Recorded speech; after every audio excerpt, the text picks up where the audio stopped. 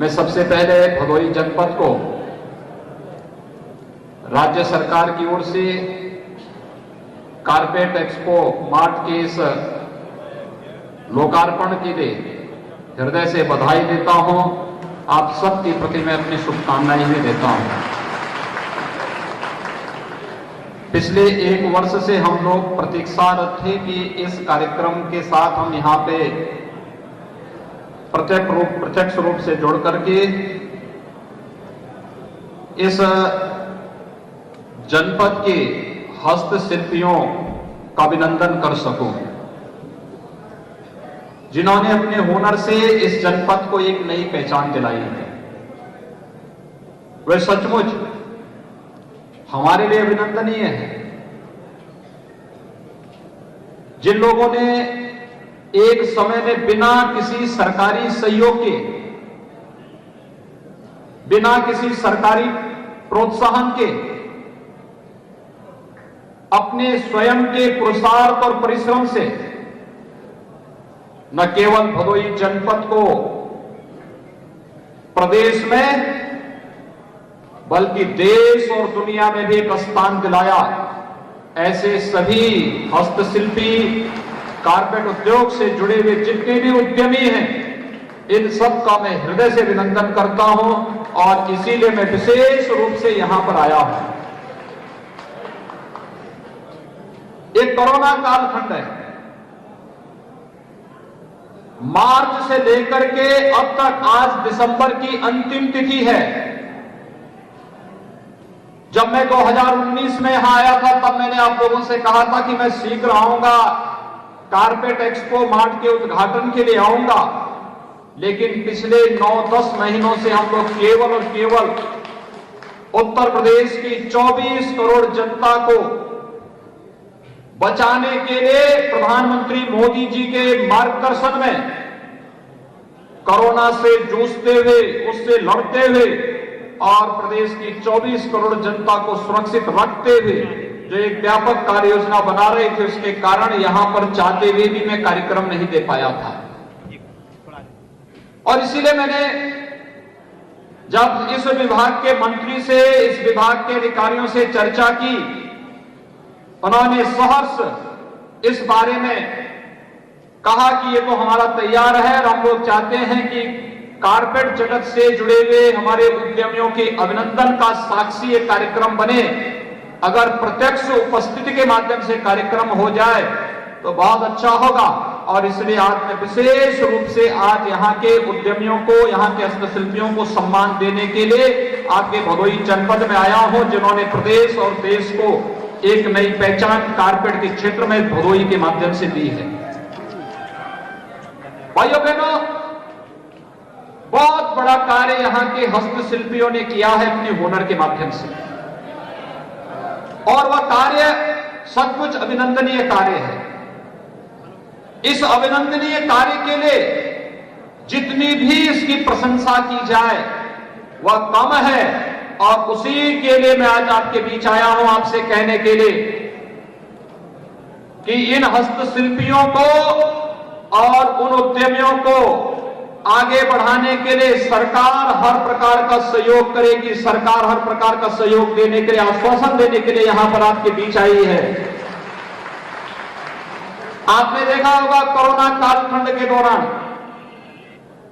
केंद्र और प्रदेश सरकार ने जिस तत्परता के साथ और जिस प्रतिबद्धता के साथ जनता जनार्दन की सेवा की,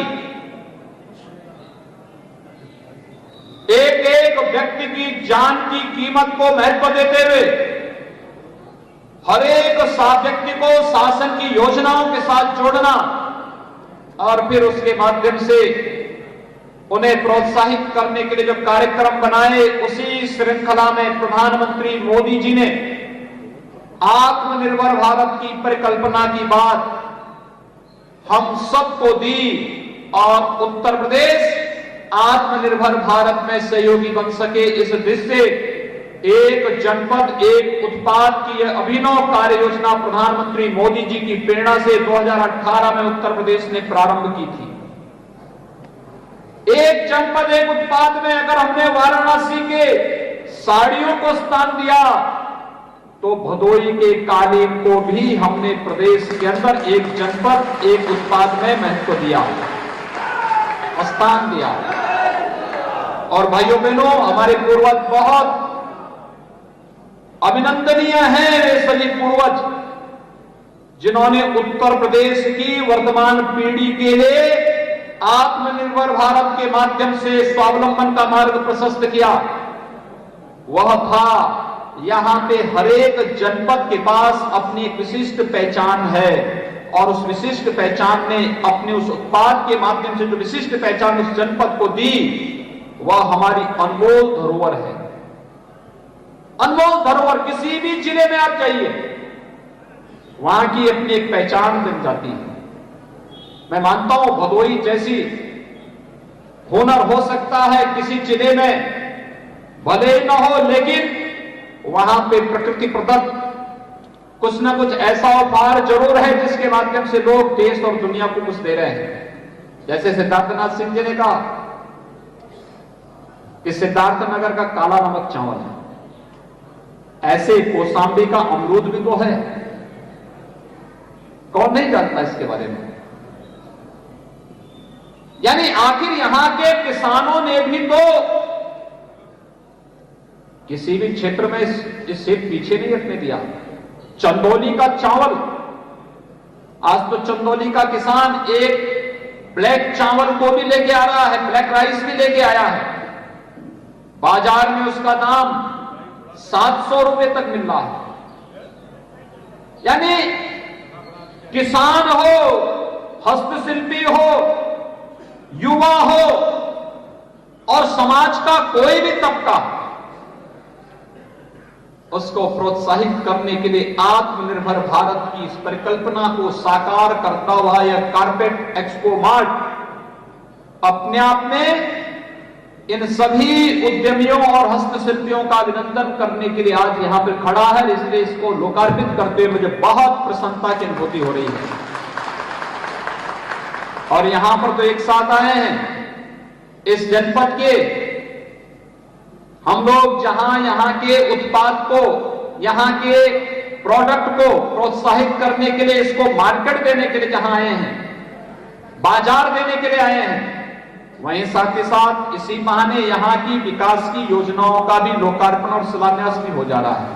हमारे सांसद, हमारे विधायक जी ने, श्री रविंद्रनाथ त्रिपाठी जी ने, श्री दीनानाथ भास्कर जी ने, श्री रमेश चंद्र बिंद जी ने यहां के विकास के लिए जो कार्य योजना बनाई, कहीं सड़क, कहीं पुल, कहीं चिकित्सालय, कहीं विद्यालय, कहीं ITI, कहीं पॉलिटेक्निक, कहीं पर पशु चिकित्सालय, कहीं पेयजल की स्कीम, कहीं पर कुछ ना कुछ ऐसा कार्य जिससे यह भदोई जनपद जो यहां का परंपरागत हुनर है, इसके साथ साथ विकास की प्रक्रिया का हिस्सा भी बन सके। और विकास की प्रक्रिया के हिस्सा बनने के लिए ही लोकार्पण और शिलान्यास की योजनाओं को एक साथ, लगभग 200 करोड़ की परियोजनाओं का लोकार्पण और शिलान्यास एक साथ भदोई जनपद को आज प्राप्त हो रहा है। भदोई के भाइयों बहनों, मैं इसके लिए अपने सांसद जी को, विधायक, दोनों लोकप्रिय विधायकों का हृदय से इन्हें बधाई देता हूं। आप सबको भी बधाई देते हुए आपका अभिनंदन भी करता हूं, क्योंकि ये कार्य करने में जनप्रतिनिधि इसलिए सफल हो रहे हैं क्योंकि आपने इन्हें चुना, आपका जो समर्थन इन्हें है, इसलिए लखनऊ आकर के योजनाओं को इस धरातल पर लाने में सफल हो जाते हैं।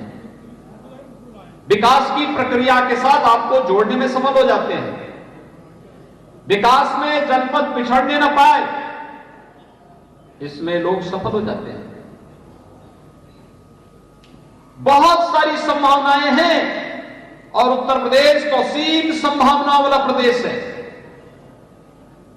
असीम संभावनाओं वाला प्रदेश है। आपने देखा होगा दीपावली के अवसर पर, दीपावली के अवसर पर हर घर में मिट्टी के दीप और गोबर के दीप जलाए गए।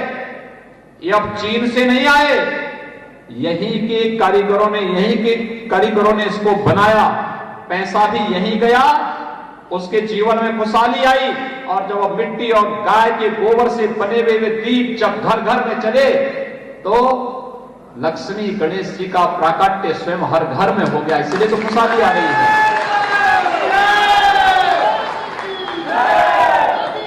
आपने देखा होगा दीपावली के दिन अयोध्या में 7 लाख से अधिक दीप जले हैं और वाराणसी ने तो देव दीपावली में रिकॉर्ड तोड़ दिया। 30 लाख से अधिक दीप एक साथ जला करके काशी के लोगों ने देव दीपावली के अवसर पर साथ साथ ये साबित कर दिया कि देव दीपावली के दिन स्वर्ग के देवता भी काशी में पधार करके उन्होंने काशी को एक नई पहचान देने का कार्य किया। भाइयों बहनों, आज यही तो हम लोग एक नई दिशा में प्रदेश को लेके जा रहे हैं। कितना बड़ा कार्य हुआ है। हर एक क्षेत्र में यह देश 1947 में आजाद हुआ था। 1947 से लेकर के 2014 तक इस देश के अंदर सरकारें क्या कर रही थी?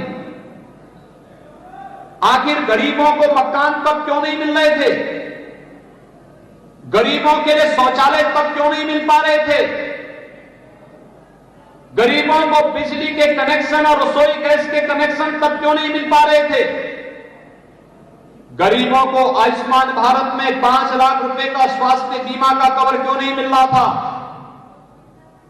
किसानों को न्यूनतम समर्थन मूल्य क्यों नहीं मिल पा रहा था और किसान सम्मान निधि किसानों को क्यों नहीं मिल पा रही थी?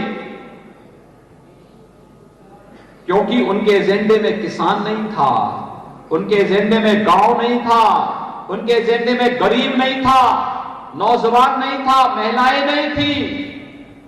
उनके एजेंडे में तो जाति थी, परिवार था, मत और मजहब के आधार पर सामाजिक ताने बाने को छिन्न भिन्न करना ही उनके एजेंडे का हिस्सा था। वे भारत को मजबूत नहीं मजबूर बनाना चाहते थे और मोदी जी ने भारत को मजबूत भारत बनाया है। एक भारत श्रेष्ठ भारत की परिकल्पना को साकार कर रहे हैं प्रधानमंत्री मोदी जी।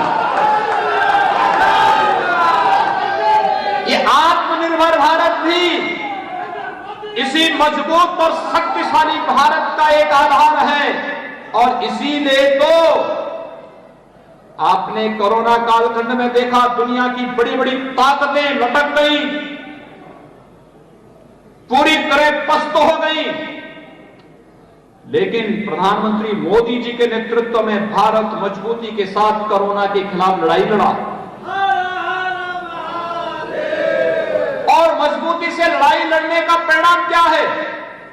सारी चीजें एक साथ आगे बढ़ती हुई दिखाई दे रही हैं और यहां के हस्तशिल्पियों और उद्यमियों ने तो कमाल कर दिया। भदोही के देश के अंदर 5,000 करोड़ रुपए का कुल कालीन एक्सपोर्ट होता है, यानी निर्यात किया जाता है दूसरे देशों में, और उसमें से अकेले 80% यानी 4,000 करोड़ रुपए का एक्सपोर्ट भदोही के द्वारा होता है।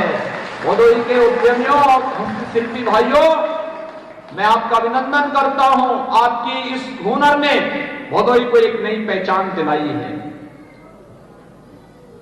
अकेले भदोही 80% इस निर्यात में योगदान देता है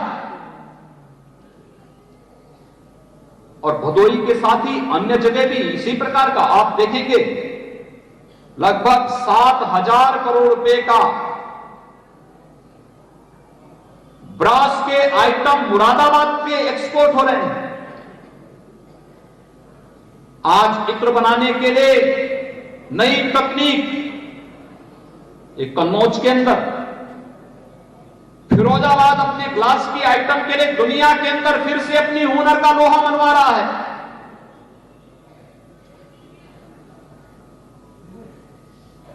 हार्डवेयर के लिए अगर आप जाएंगे तो अलीगढ़, खुर्जा अपनी पोल्ट्री के लिए, स्पोर्ट्स आइटम के लिए दुनिया के सभी स्पोर्ट्स आइटम कहीं आपको मिल सकते हैं तो मेरठ के अंदर मिल सकते हैं। और अगर आपको टेराकोटा के लिए देखना है तो गोरखपुर के कारीगरों की लोहा को उनकी कला को सम्मान देने के लिए हर व्यक्ति लालायित होता हुआ दिखाई देता है।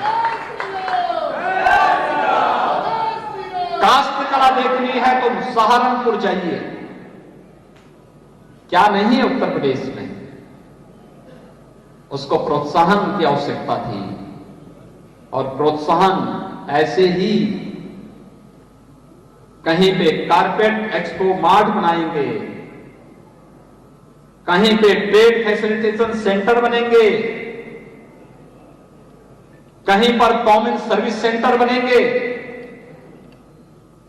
और निर्यात प्रोत्साहन के साथ जोड़ करके अपने हस्तशिल्पियों के मुनाफे को कई गुना बढ़ाने का कार्य करेंगे। और यही तो केंद्र और प्रदेश सरकार वर्तमान में कर रही है। भाइयों बहनों, उद्देश्य एक ही है, हर एक चेहरे पर खुशहाली लाना, गांव के लिए भी, गरीब के लिए भी, किसान के लिए भी, नौजवान के लिए भी, महिलाओं के लिए भी। अपने नए हस्तशिल्पियों को प्रोत्साहन करने के लिए उनकी ट्रेनिंग और फिर उन्हें टोल किट उपलब्ध कराना। टोल किट उपलब्ध कराने के साथ ही आपने देखा होगा कि उन्हें वन डिस्ट्रिक्ट वन प्रोडक्ट की योजना से प्रोत्साहन राशि देने की व्यवस्था भी की जा रही है। प्रधानमंत्री स्वरोजगार योजना के अंतर्गत उन्हें प्रोत्साहन के लिए सस्ते में लोन देने की व्यवस्था की जा रही है। मुख्यमंत्री स्वरोजगार योजना के माध्यम से भी उन्हें इस सुविधा के साथ जोड़ा जा रहा है। हर एक स्तर पर यह कार्य हर चेहरे पर खुशहाली लाने का एक अभियान है। भाइयों बहनों, आज देश बदल चुका है। आज भारत दुनिया के अंदर अपनी एक नई पहचान के रूप में दुनिया के अंदर अपनी एक धमक के साथ भारत आगे बढ़ रहा है। आज दुनिया भारत का लोहा मान रही है। आज दुनिया को इस बात का एहसास हुआ है कि अगर दुनिया को मानवता के कल्याण का मार्ग आगे प्रशस्त करना है तो नेतृत्व केवल भारत दे सकता है, भारत दे सकता है। प्रधानमंत्री मोदी जी के नेतृत्व में भारत उस नेतृत्व के लिए आज दुनिया का एक रोल मॉडल बना है। आज दुनिया के अंदर किसी भी क्षेत्र में आज से 6 वर्ष पहले क्या स्थिति थी? दुनिया ये मानती थी कि भारत तो एक पिछड़ा देश है और देखते ही देखते 6 वर्ष के अंदर प्रधानमंत्री मोदी जी ने भारत की पूरी तस्वीर को बदल करके दुनिया के सामने रख दिया। आज दुनिया भारत के पीछे जाने के लिए मजबूर हुई है। यह है नया भारत और इस नए भारत के साथ हम सबको जुड़ने की आवश्यकता है। स्वदेशी उत्पाद, स्थानीय उत्पाद को प्रोत्साहन देने की आवश्यकता है। यहां की कालीन को और प्रोत्साहन देने की आवश्यकता है। स्थानीय उत्पाद जहां कहीं भी लग रहे हैं, आज आपने सुना होगा, हम लोगों ने भी कहा है, अगर कहीं घाट पर पत्थर लगाने की आवश्यकता पड़ेगी तो पत्थर हम मिर्जापुर से ही लाएंगे, कहीं और जगह से नहीं। कहीं कोई बड़ा स्मारक और बड़ा भवन बनना है, अब हम यहीं के पत्थरों के अंदर उस संभावनाओं को तलाशेंगे। यहां के लोगों को रोजगार मिलेगा, यहां की संभावनाएं आगे बढ़ेंगी, विकास एक नई ऊंचाइयों तक छूता हुआ दिखाई देगा और साथ साथ स्थानीय उत्पाद को जिस पहचान के लिए वह मोहताज थी, वह पहचान मिलेगी तो दुनिया उसके पीछे आकर्षित होते हुए दिखाई देगी। भाइयों बहनों, मैं आज के इस अवसर पर एक बार फिर से आज वर्ष 2020 का ये अंतिम दिवस है। कल से हम 2021 में प्रवेश करेंगे। 2020 हमारे लिए चुनौतीपूर्ण भी था। 2020 हमें तकनीक से जोड़ने का वर्ष भी था। 2020 हमारे लिए उपलब्धियों का वर्ष भी था। 2020 में हम लोगों ने सदी की सबसे बड़ी महामारी का सामना किया। तो 2020 में कोरोना के बहाने से ही लोग तकनीक से जुड़े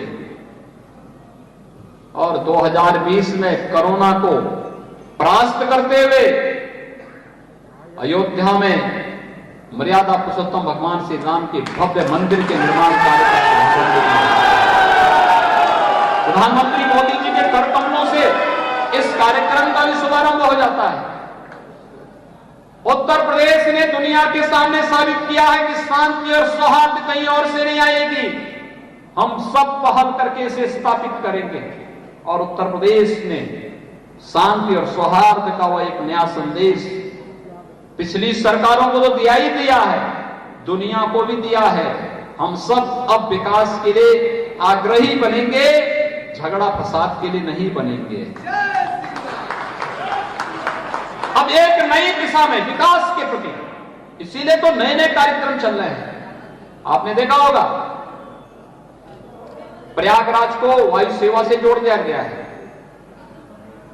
पूर्वांचल एक्सप्रेसवे का निर्माण हो रहा है, सोनभद्र में भी हम एक नया एयरपोर्ट बना रहे हैं, चित्रकूट में एयरपोर्ट का निर्माण युद्ध स्तर पर चल रहा है, आजमगढ़ में भी एयरपोर्ट का निर्माण हो रहा है। ऐसे ही लगभग 14 स्थानों पर नए एयरपोर्ट बन रहे हैं। 7 स्थानों पर वायु सेवा के साथ हम लोगों ने एयरपोर्ट को जोड़ दिया है। बुंदेलखंड में एक्सप्रेसवे और डिफेंस कॉरिडोर का निर्माण हो रहा है और पश्चिमी उत्तर प्रदेश के मेरठ को प्रयागराज से जोड़ने के लिए गंगा एक्सप्रेसवे पर भी तेजी के साथ कार्य प्रारंभ किया जा रहा है। जमीन अधिग्रहण की कार्रवाई प्रारंभ हो रही है। ये सभी कार्य जब पूरे होंगे तो एक्सप्रेसवे उत्तर प्रदेश की अर्थव्यवस्था की बैकबोन बनेगी, यानी विकास दौड़ते हुए दिखाई देगा प्रदेश के अंदर। उत्तर प्रदेश के युवाओं को पलायन नहीं करना पड़ेगा। हर जनपद में हर एक स्तर पर उसकी रुचि, उसकी योग्यता, उसकी क्षमता के अनुरूप से कार्य भी स्थानीय स्तर पर उपलब्ध कराने में हम सफल होंगे। और इसलिए रोजगार की इन संभावनाओं को बढ़ाने के लिए भविष्य के उज्जवल अभियान को आगे बढ़ाने के लिए प्रदेश सरकार पूरी प्रतिबद्धता के साथ कार्य कर रही है। मैं आह्वान करूंगा अपने किसान भाइयों का भी, उन्होंने अपनी मेहनत से भारत को खाद्यान्न उत्पादन में आत्मनिर्भर बनाया है और आज प्रधानमंत्री मोदी जी के नेतृत्व में आत्मनिर्भर भारत की इस परिकल्पना को साकार करने का जो कार्य पहले आपने किया, अब हमारे हस्तशिल्पी करने जा रहे हैं। हमारा यह युवा अपनी ऊर्जा और अपनी प्रतिभा के माध्यम से इसे आगे बढ़ाने का कार्य करेगा। ये ऊर्जा और प्रतिभा सचमुच हमारी एक स्वयं की उपलब्धि है और इसीलिए तो हम लोगों ने प्रदेश के अंदर इस बात को तय किया कि सरकारी नौकरी पर अब कोई व्यक्ति बोली नहीं लगा पाएगा। उत्तर प्रदेश के युवाओं को सरकारी नौकरी से कोई वंचित नहीं कर पाएगा। पिछले 3-4 साल के दौरान आपने देखा होगा 4.25 लाख नौजवानों को सरकारी नौकरी उपलब्ध कराने में हमने सफलता प्राप्त की। और मैं दावे के साथ कह सकता हूं, जब प्रदेश सरकार के 4 साल के कार्यकाल पूरे होंगे तब तक प्रदेश के अंदर 4 लाख नौजवानों को हम सरकारी नौकरी पूरी दे चुके होंगे। लाखों नौजवानों को निजी क्षेत्र में हम नौकरी और रोजगार के साथ जोड़ चुके होंगे। करोड़ों नौजवानों को स्वरोजगार के साथ हम जोड़ चुके होंगे। 31,000 करोड़ रुपए का लोन तो केवल हम लोगों ने एमएसएमई यूनिट को प्रदेश में कोरोना कालखंड के दौरान दिलाया है। आप सोचिए कितने लोगों को इसके साथ रोजगार मिलेगा। और एक कालीन उद्योग तो उसका एक जीता जागता प्रमाण है। कुछ लोगों को ये सब अच्छा नहीं लगता, वे लोग नहीं चाहते कि इस प्रकार की चीजें हों, लेकिन हम आश्वासन देने के लिए आए हैं कि अपने हस्तशिल्पियों के लिए, अपने किसानों के लिए, अपने नौजवानों के लिए, मातृशक्ति के सम्मान के लिए केंद्र और प्रदेश सरकार पूरी प्रतिबद्धता के साथ कार्य करेगी। और उसी प्रतिबद्धता को दोहराने के लिए आज सूक्ष्म लघु मध्यम उद्यम विभाग आपके बीच में यहां पर आया है। निर्यात प्रोत्साहन परिषद भारत सरकार भी आज आपके बीच में है और वे सभी लोग मिलकर के इस कारपेट एक्सपो मार्ट के माध्यम से दुनिया के बाजार को आपके यहां तक इस भवन तक लेकर के आएगी। यहां के उद्यमी को दुनिया में नहीं बल्कि दुनिया के लोगों को यहां आकर के आपके हुनर को दुनिया का मार्केट उपलब्ध कराने के लिए यह मार्ट अपनी पूरी भूमिका के साथ और पूरी ऊर्जा के साथ कार्य करेगा। इस विश्वास के साथ मैं एक बार फिर से भदोही के आप सभी भाइयों बहनों को हृदय से बधाई देता हूं, अपनी शुभकामनाएं देता हूं। यहां के हस्तशिल्पियों और उद्यमियों का अभिनंदन करते हुए सूक्ष्म लघु मध्यम उद्यम विभाग और साथ साथ इस निर्यात प्रोत्साहन के लिए भारत का निर्यात प्रोत्साहन परिषद के अपने अधिकारियों को हृदय से धन्यवाद देते हुए आप सबके प्रति अपनी शुभकामनाएं देता हूं। धन्यवाद। जय हिंद।